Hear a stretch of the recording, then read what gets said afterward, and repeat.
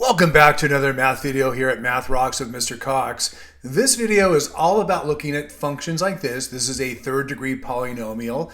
And if you were to graph it, it looks something like this. And the video is going to be really looking at how do you find these roots right here, where it crosses the x-axis. So we'll be looking at the process for doing that and also be able to describe them with words like real rational roots or real irrational roots or even complex roots. So if you want to see how that works, stick around. Let's get it on!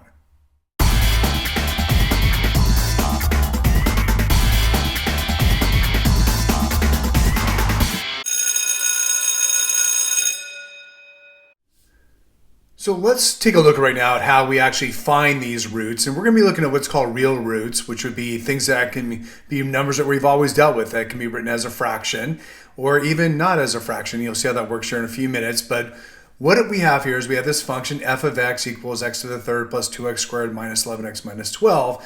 And all we know right now is that one factor is x plus 4. And by the way, once we know that, we actually know a root. If we set this equal to 0, we know our root is going to be actually negative 4. So already we know one of the three roots. And I say three roots because it's the third power. So there will be three roots altogether. So how do we find the other ones?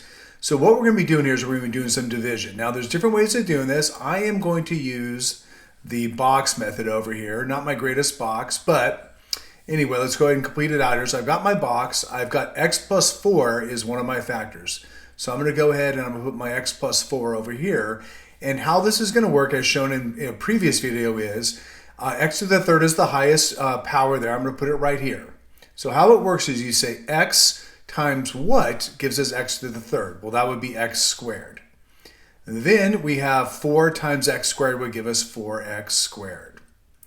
We need a total of 2x squared altogether in these boxes here. Since I already have 4, that means I'm going to need negative 2x squared so that these two together add up to be 2x squared. X times negative 2x gives me that. And if I take plus 4 times negative 2x, that'll be negative 8x. I now need a total of negative 11x. I already have negative 8x, so this is going to be negative 3x over here.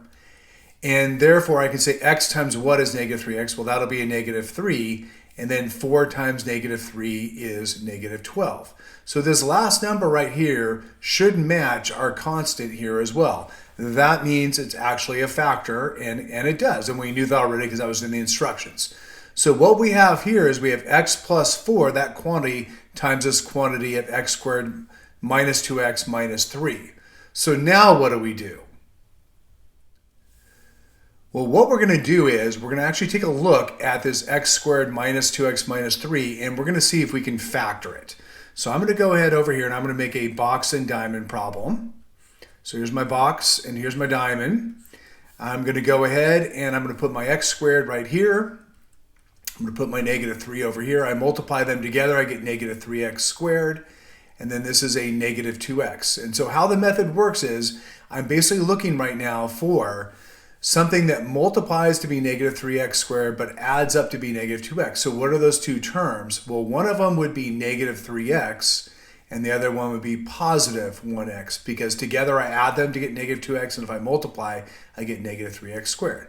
I'm going to go ahead and put them over here. So I get negative 3x and a positive 1x over here. Then I'm going to go ahead and complete the factoring. So x times x gives me x squared. I would need a negative 3 out here so that x times negative 3 is negative 3x, and I need a positive 1 over here. So basically what I can do now is I can write this function in factored form. So now it's completely factored. I have x plus 4. We knew that from the very beginning. We also have x minus 3.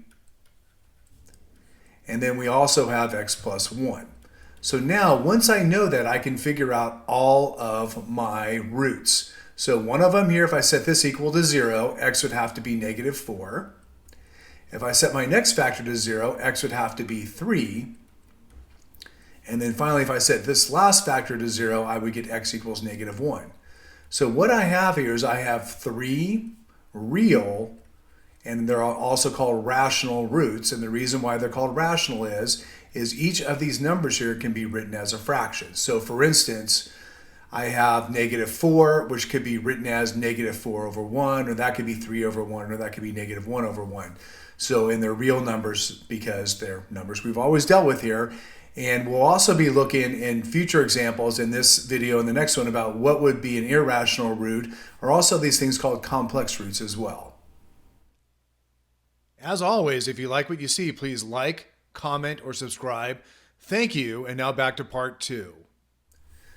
All right, so let's take a look now at another example.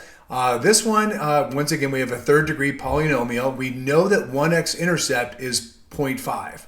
So what that means is we already know one of the roots is 0.5, or if you prefer, it can be written as 1/2. Either one would work.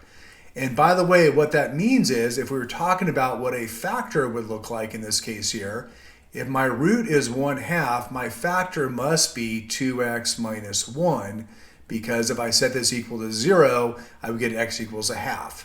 So what we're going to do now is the same sort of technique. We're going to go ahead and make our box. So 1, 2, 3 going that way, and I need 2 going that way. I'm going to go ahead now and I'm going to put my 2x minus 1 over here. So here's my 2x minus 1. And then from there, what we're going to do is we're going to take this 2x to the third. It's the highest power. We're going to put it right here. So 2x times what gives us 2x to the third? Well, that would be x squared. Negative 1 times x squared is negative 1x squared. Now altogether, I need a positive 1x squared, which means I'm going to need a plus 2x squared over here in order for these to add up to be 1x squared. 2x times what gives me this? Well, that would be an x. So I'm going to put plus x right here. Negative 1 times x would be negative 1x. And then I need a total of negative 11x. I already have negative 1, so that means I need negative 10x more. Once again, these two should have to be negative 11x, and they do. So 2x times what gives me that would be minus 5, and negative 5 times negative 1 is a 5. And once again, because that last term, the constant is 5, should match up over here, and it does, which means 2x minus 1 is a factor, and then we would multiply it by x squared plus x minus 5. So now that we get to this point here of 2x minus 1 times the quantity x squared plus x minus 5, we're going to go ahead and take a look at this here. Now it turns out this is not factorable. So we're going to have to use the quadratic formula. So to do that, the coefficient in front of x squared is 1. So I'm going to say a equals 1. B also equals 1. That's a coincidence. And then c would equal negative 5. So if we're doing the quadratic formula, what we would do is we would take x equals the opposite of b, so the opposite of negative 1 would be negative 1, plus or minus, and then we're going to go square root. B squared would be 1 squared. Well, 1 squared is just 1. And then it's minus 4 times a, which is 1, times c, which is negative 5. And then we're going to go ahead and divide by double a. So we're going to multiply a by 2, so that's a 2. If you take your calculator out right now and take 1 minus 4 times 1 times negative 5, you should get a total of 21. So this becomes negative 1 plus or minus the square root of 21 all over 2. So this is our final exact answer here. We could change this into decimals if we really wanted to, but really this is our root here. So now we have 3 roots altogether. And we knew one from the very beginning. One of them is going to be x equals 1/2, and that comes from this factor up over here. And that is a real, and it's also a rational root. Now the other 2 roots over here would be negative 1, and then we have a plus square root 21 all over 2, and we also have negative 1 minus square root 21 all over 2. Because the square root of 21 is an irrational number, cannot be written as a fraction, these roots here, I'm going to write them again here. So x equals negative 1 plus or minus square root 21 all over 2. These are not rational roots. These are what we call irrational roots. So we have 2 real, and these are irrational roots. So it is possible to get some real rational, or real irrational And that's all fine. And in the part 2 of this video, you'll also see what happens when you get a negative inside the square root. It becomes what we call a complex number or imaginary number altogether here. So we'll be taking a look at that as well. So I hope you stick around for that video as well. Hope you got a lot out of this. Thanks for watching.